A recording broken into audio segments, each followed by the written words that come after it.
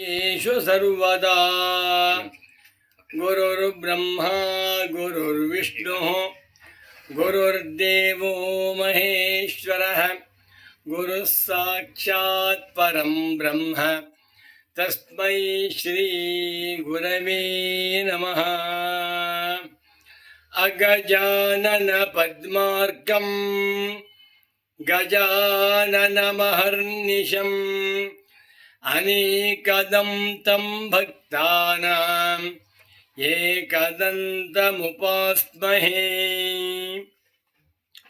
गौडपादप्रशिष्यं श्री गोविन्दाचार्यसेवकं सुरेश्वरगुरुं वन्दे धीरं शङ्करसद्गुरुं। नमो नमः सद्गुरुपादुकाभ्याम्। ಶಂಕರ ಭಾನು ಚಾನಲ್ ವೀಕ್ಷಕರಾದ ತಮ್ಮೆಲ್ಲರಿಗೂ ಇಂದಿನ ಕಾರ್ಯಕ್ರಮಕ್ಕೆ ಹೃತ್ಪೂರ್ವಕವಾದ ಪ್ರೇಮಪೂರ್ವಕವಾದ ಸುಸ್ವಾಗತಗಳನ್ನು ಕೋರುತ್ತಾ ಇದೀಗ ಕಾರ್ಯಕ್ರಮವನ್ನು ಪ್ರಾರಂಭ ಮಾಡೋಣ. ಆರೋಗ್ಯಂ ಭಾಸ್ಕರಾದಿಚ್ಛೇತ್ ಧನಮಿಚ್ಛೇದ್ಭುತಾಶನಾತ್ ಜ್ಞಾನಂ ಮಹೇಶ್ವರಾದಿಚ್ಛೇತ್ ಮೋಕ್ಷಮಿಚ್ಛೇತ್ ಜನಾರ್ದನಾತ್. ಓಂ ಶಾಂತಿ ಶಾಂತಿ ಶಾಂತಿ. ಇದೊಂದು ಪ್ರಸಿದ್ಧವಾದ ಸುಭಾಷಿತ. ಯಾವ ಯಾವ ದೇವತೆಗಳಿಂದ ನಾವುಗಳು ಯಾವ ಯಾವ ಫಲಗಳನ್ನು ಹೊಂದಬಹುದು ಎನ್ನುವುದನ್ನು ಉಪದೇಶ ಮಾಡುವಂಥ ಒಂದು ಶ್ಲೋಕ. ಮತ್ತೊಮ್ಮೆ ಶ್ಲೋಕವನ್ನು ಓದ್ತೇನೆ, ಎಲ್ಲರೂ ಗಟ್ಟಿ ಮಾಡಬಹುದು. ಆರೋಗ್ಯಂ ಭಾಸ್ಕರಾದಿಚ್ಛೇತ್ ಧನಮಿಚ್ಛೇತ್ ಹುತಾಶನಾತ್ ಜ್ಞಾನಂ ಮಹೇಶ್ವರಾದಿಚ್ಛೇತ್ ಮೋಕ್ಷಮಿಚ್ಛೇತ್ ಜನಾರ್ದನಾತ್. ಸುಂದರವಾದ ಒಂದು ಶ್ಲೋಕ. ಆರೋಗ್ಯಂ ಭಾಸ್ಕರಾತ್ ಇಚ್ಛೇತ್ ಧನಂ ಇಚ್ಛೇತ್ ಹುತಾಶನಾತ್ ಜ್ಞಾನಂ ಮಹೇಶ್ವರಾತ್ ಇಚ್ಛೇತ್ ಮೋಕ್ಷಂ ಇಚ್ಛೇತ್ ಜನಾರ್ದನಾತ್. 12 ಪದಾತ್ಮಕ ಶ್ಲೋಕ. ಈ ಶ್ಲೋಕದಲ್ಲಿ 4 ದೇವರನ್ನು ಕುರಿತು ಆ 4 ದೇವತೆಗಳಿಂದ ಯಾವ ಯಾವ ಫಲಗಳನ್ನು ಹೊಂದಬಹುದು ಎನ್ನುವುದನ್ನು ಸರಳವಾಗಿ ಸುಂದರವಾಗಿ ಹೇಳಿದ್ದಾರೆ. ಮೊಟ್ಟ ಮೊದಲಿಗೆ ನಮ್ಗೆ ಆರೋಗ್ಯ ಬೇಕು. ಇವತ್ತಿನ ಕಾಲದಲ್ಲಿ 21ನೇ ಶತಮಾನದಲ್ಲಿ ಪ್ರತಿಯೊಬ್ಬ ಮನುಷ್ಯನಿಗೂ ಬೇಕಾದದ್ದು ಆರೋಗ್ಯ. ದುಡ್ಡು ಎಲ್ಲರ ಹತ್ರ ಇದೆ, ದುಡ್ಡಿಗೇನು ಕೊರತೆ ಇಲ್ಲ, ಮತ್ತು ಆಯುಷ್ಯವೂ ಸಮೃದ್ಧ ಇರುತ್ತೆ. ಇವತ್ತಿನ ಕಾಲದಲ್ಲಿ ಎಲ್ಲರೂ ಕೂಡ 80-90 ವರ್ಷ ಬದುಕ್ತಾರೆ. ಅದು ನಮಗೆ ಕೇಳಬೇಕಾದ್ದಿಲ್ಲ. ನಮಗೆ ಬೇಕಾದದ್ದು ಆರೋಗ್ಯ ಭಾಗ್ಯ. ಈ ಆರೋಗ್ಯವನ್ನು ನಾವು ಯಾರಿಂದ ಹೊಂದಬೇಕು? ಆರೋಗ್ಯಂ ಭಾಸ್ಕರಾತ್, ಸೂರ್ಯ ಭಗವಂತನಿಂದ, ಭಾಸ್ಕರನಿಂದ, ಆದಿತ್ಯನಿಂದ ಆರೋಗ್ಯವನ್ನು ಹೊಂದಬೇಕು. ಆರೋಗ್ಯ ಬೇಕಾ? ಪ್ರತಿದಿನವೂ ಕೂಡ 12 ನಮಸ್ಕಾರಗಳು ಮಾಡ್ತಾವೆ. ಓಂ ಮಿತ್ರಾಯ ನಮಃ, ಓಂ ರವಯೇ ನಮಃ, ಓಂ ಸೂರ್ಯಾಯ ನಮಃ, ಓಂ ಭಾನವೇ ನಮಃ, ಓಂ ಖಗಾಯ ನಮಃ, ಓಂ ಪೂಷ್ಣೇ ನಮಃ, ಓಂ ಹಿರಣ್ಯಗರ್ಭಾಯ ನಮಃ, ಓಂ ಮರೀಚಯೇ ನಮಃ, ಓಂ ಆದಿತ್ಯಾಯ ನಮಃ, ಓಂ ಸವಿತ್ರೇ ನಮಃ, ಓಂ ಅರ್ಕಾಯ ನಮಃ, ಓಂ ಭಾಸ್ಕರಾಯ ನಮಃ, ದ್ವಾದಶಾತ್ಮನೆ ದಿವಾಕರಾಯ ನಮಃ, ಭಾನೋ ಭಾಸ್ಕರ ಮಾರ್ತಂಡ ಚಂಡರಶ್ಮಿ ದಿವಾಕರ, ಆಯುಷ್ಯಂ ದೇಹಿ ಆರೋಗ್ಯಂ ಸರ್ವಾನ್ ರೋಗಾನ್ ನಿವಾರಯ. ಉದಯೇ ಬ್ರಹ್ಮರೂಪೋಸಿ ಮಧ್ಯಾಹ್ನೇ ತು ಮಹೇಶ್ವರಃ ಸಾಯಂಕಾಲೇ ಸ್ವಯಂ ವಿಷ್ಣು ತ್ರಿಮೂರ್ತಿರ್ಹಿ ದಿವಾಕರ. 5 ನಿಮಿಷ ಸಾಕು. ಪ್ರತಿ ದಿವಸ 12 ಸೂರ್ಯ ಮಂತ್ರಗಳನ್ನು ಉಚ್ಚಾರಣೆ ಮಾಡುತ್ತಾ 12 ನಮಸ್ಕಾರಗಳನ್ನು ಮಾಡುವುದರಿಂದ ಎಲ್ಲ ರೋಗಗಳಿಂದಲೂ ಬಿಡುಗಡೆ. ಸಾಯುವವರೆಗೆ 100 ವರ್ಷ ಗುಂಡ್ಕಲಿದ್ದಾಗಿರ್ತಾನೆ. ಇದು ಆರೋಗ್ಯವನ್ನು ಸೂರ್ಯನಿಂದ ಬೇಡಿಕೋ. ಸೂರ್ಯೋಪಾಸನೆಯೊಂದನ್ನು ಮಾಡುತ್ತಿದ್ದರೆ ಅವನಿಗೆ ವೈದ್ಯರ ದರ್ಶನ ಬೇಡ. ಅಂಥವನಿಗೆ ಗುಳಿಗೆ, ಮಾತ್ರೆ, ಇಂಜೆಕ್ಷನ್ನು, ಟಾನಿಕ್ಕು, ಕ್ಯಾಪ್ಸೂಲ್ ಯಾವುದು ಬೇಕಾಗಿಲ್ಲ. 1. 2ನೇದು ಧನಮಿಚ್ಛೇದ್ ಹುತಾಶನಾತ್. ಹುತಾಶನಾತ್ ಯಜ್ಞೇಶ್ವರನಿಂದ ಧನಂ ಇಚ್ಛೇತ್, ಹಣವನ್ನು ಬಯಸಬೇಕು. ಎಷ್ಟು ಹಣ ಬೇಕು ನಿಮಗೆ? 1 ಕೋಟಿ ಬೇಕಾ? 10 ಕೋಟಿ ಬೇಕಾ? 100 ಕೋಟಿ ಬೇಕಾ? ಕೊಡ್ತಾನೆ. ಯಾರು? ಯಜ್ಞೇಶ್ವರ, ಅಗ್ನಿದೇವ.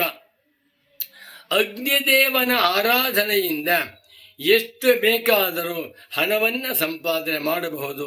ನ್ಯಾಯವಾದ ಹಣ, ಸತ್ಯವಾದ ಹಣವನ್ನು ಸಂಪಾದನೆ ಮಾಡಬಹುದು. ನಮ್ಮಲ್ಲಿ ಶ್ರೀ ಸೂಕ್ತ ಅಂತ ಮಂತ್ರ ಇದೆ. ಅದರಲ್ಲಿ ಹಿರಣ್ಯವರ್ಣಾಂ ಹರಿಣೀಂ ಸುವರ್ಣರಯತಸ್ರಜಾಂ ಚಂದ್ರಾಂ ಹಿರಣ್ಮಯೀಂ ಲಕ್ಷ್ಮೀಂ ಜಾತವೇದೋ ಮಾವಹ. ಹೇ ಜಾತವೇದ, ಎಲೆ ಜಾತವೇದನೆ, ಯಜ್ಞೇಶ್ವರನೇ, ನನಗೆ ಆವಹ ತಂದುಕೊಡು, ಐಶ್ವರ್ಯವನ್ನು ತಂದುಕೊಡು, ಹಣವನ್ನು ತಂದುಕೊಡು, ಚಿನ್ನ ಬೆಳ್ಳಿ ಆಸ್ತಿ ಮನೆ ಮಠ ಎಲ್ಲ ಸಂಪತ್ತನ್ನು ಕೊಡಪ್ಪ ಅಂತ ಕೇಳ್ಕೊತೇವೆ. ನೀವು ಯಜ್ಞೇಶ್ವರನ ಆರಾಧನೆ ಮಾಡಬೇಕು ಅಂದರೆ ಹೋಮ ಹವನ ಮಾಡಬೇಕಾದ್ದಿಲ್ಲ. ಪ್ರತಿ ದಿವಸ ಬೆಳಿಗ್ಗೆ ಮತ್ತು ಸಾಯಂಕಾಲ 2 ಸಮಯಗಳಲ್ಲಿ ನಿಮ್ಮ ದೇವರ ಕೋಣೆ ಬಳಿ ಕೂತ್ಕೊಂಡು ತುಪ್ಪದ ಬತ್ತಿಯನ್ನು ಹತ್ತಿಬಿಟ್ಟು ಈ ಶ್ರೀ ಸೂಕ್ತ ಪಾರಾಯಣ ಮಾಡ್ತಾ ಬಂದರೆ ಎಷ್ಟು ಬೇಕಾದರೂ ಹಣವನ್ನು ಕೊಡ್ತಾನೆ ಯಜ್ಞೇಶ್ವರ. ಆದರೆ ಕಳ್ಳತನ ಮಾಡಿ ಹಣ ಸಂಪಾದನೆ ಮಾಡಬೇಡ, ಸುಳ್ಳು ಹೇಳಿ ಹಣ ಸಂಪಾದನೆ ಮಾಡಬೇಡ. ನ್ಯಾಯವಾದ ಹಣವನ್ನು ಸಂಪಾದನೆ ಮಾಡಬೇಕಾದರೆ ಧನಂ ಇಚ್ಛೇತ್ ಹುತಾಶನಾತ್, ಯಜ್ಞೇಶ್ವರನ ಆರಾಧನೆಯನ್ನು ಮಾಡು ಅಂತಂದು.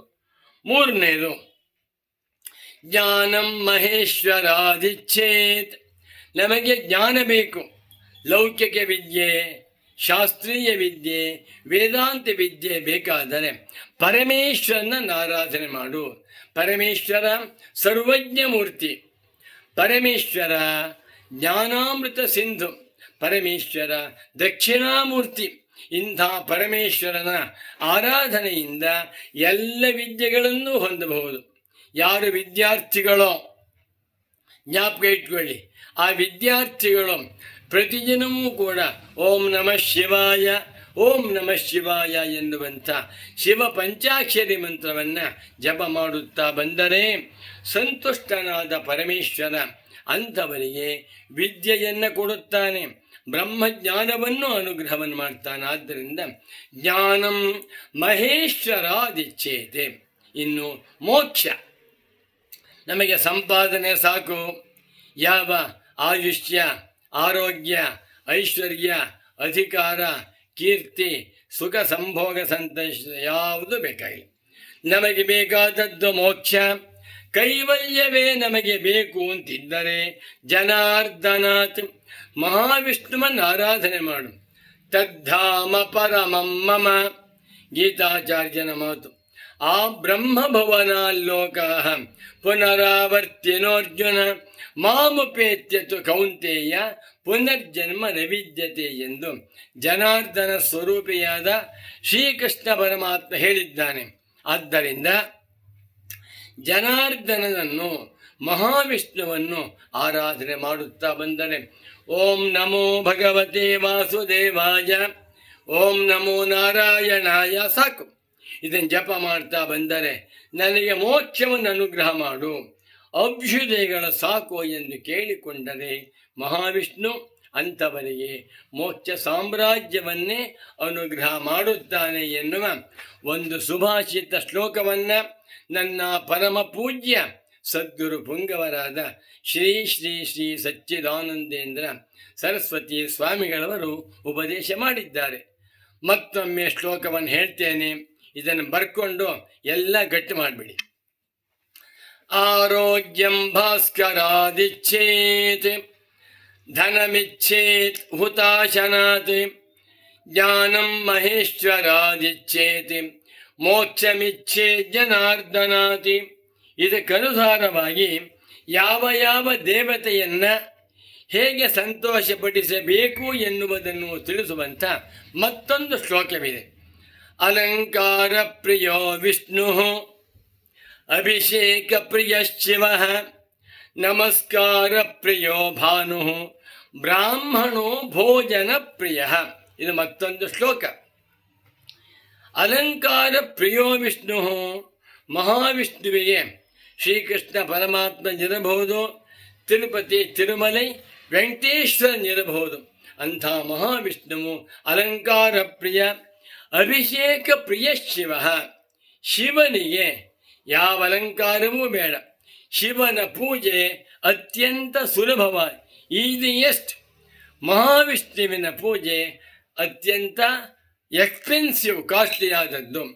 ಅಭಿಷೇಕ ಪ್ರಿಯ ಶಿವ, ಒಂದು ಲೋಟ ನೀರನ್ನು ತೆಗೆದುಕೊಂಡು ಭಕ್ತಿಯಿಂದ ಲಿಂಗದ ಮೇಲೆ ಓಂ ನಮಃ ಶಿವಾಯ ಓಂ ನಮಃ ಶಿವಾಯ ಅಂತ ಹಾಕಿಬಿಟ್ಟರೆ ಪರಮೇಶ್ವರ ಸಂತುಷ್ಟನಾಗುತ್ತಾನೆ. ಅನಂತರ ನಮಸ್ಕಾರ ಪ್ರಿಯೋ ಭಾನು, ಸೂರ್ಯನನ್ನು ಸಂತೋಷಪಡಿಸಬೇಕಾದರೆ ಅಭಿಷೇಕ ಬೇಡ, ಹೂವು ಬೇಡ, ಪೂಜೆ ಬೇಡ, ಏನೂ ಬೇಕಾಗಿಲ್ಲ. ಏನು ಬೇಕು? ನಮಸ್ಕಾರ ಪ್ರಿಯೋ ಭಾನು, ಸೂರ್ಯ ಭಗವಂತ ನಮಸ್ಕಾರ ಪ್ರಿಯ. ಭೂಮಿಯಿಂದ 10 ಕೋಟಿ ಮೈಲಿ ದೂರದಲ್ಲಿದ್ದಾನೆ ಸೂರ್ಯ. ನಾವಿಲ್ಲಿಂದಲೇ ಓಂ ಮಿತ್ರಾಯ ನಮಃ ಅಂದ್ಬಿಟ್ರೆ ಸಾಕು, ಓಂ ರವಯೇ ನಮಃ ಅಂತ ಸಾಕು. ಸೂರ್ಯನು ನಮಸ್ಕಾರ ಪ್ರಿಯನಾಗಿದ್ದಾನೆ. ಬ್ರಾಹ್ಮಣೋ ಭೋಜನ ಪ್ರಿಯ. ಇದನ್ನು ಕೆಲವು ಪಂಡಿತರು ಬಹುಜನ ಪ್ರಿಯ ಅಂತ ತಿದ್ದಿದ್ದಾರೆ. ಅದು ತಪ್ಪು. ಬಹುಜನ ಪ್ರಿಯ ಅಲ್ಲ, ಭೋಜನ ಪ್ರಿಯ. ಬ್ರಾಹ್ಮಣರನ್ನು ಸಂತೋಷಪಡಿಸಬೇಕಾದರೆ ದುಡ್ಡು ಬಟ್ಟೆ ಏನೂ ಬೇಡ, ಚೆನ್ನಾಗಿ ಊಟ ಹಾಕ್ಬಿಟ್ರೆ ಭೋಜನದಿಂದ ವಿಪ್ರೋತ್ತಮರು ಸಂತೋಷಪಡಿಸುತ್ತಾರೆ ಅಂತ ಹೇಳ್ತಾ ಇದ್ದಾರೆ. ಒಟ್ಟಿನಲ್ಲಿ ಇಂಥ ದೇವರುಗಳನ್ನು ಆರಾಧನೆ ಮಾಡಿ ಆರೋಗ್ಯವನ್ನು, ಐಶ್ವರ್ಯವನ್ನು, ಜ್ಞಾನವನ್ನು, ಮೋಕ್ಷವನ್ನು ನಾವೆಲ್ಲರೂ ಹೊಂದೋಣ ಅಂತ ತಿಳಿಸುತ್ತಾ ಈ ಕಾರ್ಯಕ್ರಮವನ್ನು ಸಂಪನ್ನಗೊಳಿಸುತ್ತಿದ್ದೇನೆ. ನಮೋ ನಮಃ ಸದ್ಗುರು ಪಾದುಕಾಭ್ಯಾಂ. ಓಂ ಶಾಂತಿ ಶಾಂತಿ ಶಾಂತಿ.